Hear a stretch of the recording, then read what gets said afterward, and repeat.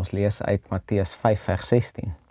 Laat julle lig so vir die mense skyn, dat hulle julle goeie werke kan sien en julle Vader wat in die hemel is verheerlik.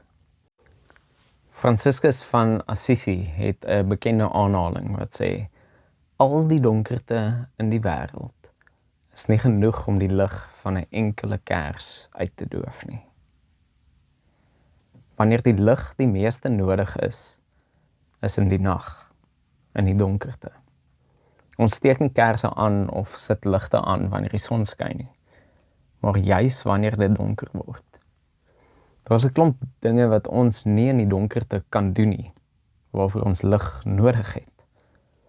Hierdie vers en die aanhaling van Franciscus moedig ons aan om nie oorweldig te voel deur die donkerte in die wêreld nie, maar om dit juis as 'n geleentheid te sien om God se lig te laat skyn.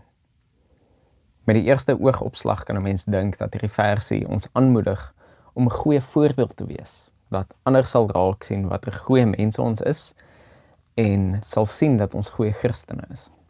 As jy bietjie dieper kyk en dink oor die aard van lig, dan lyk die prentjie bietjie anders. Lig help ander mense om te sien.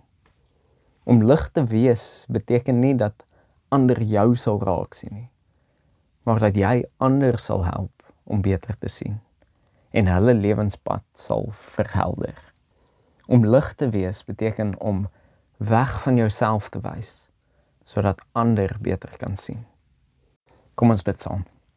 Here, help my vandag om 'n lig te wees, wat ander help om beter te sien. Mag my lewe al hoe meer weg van myself wys, en al hoe meer na U toe wys. Laat U lig deur my skyn. Amen.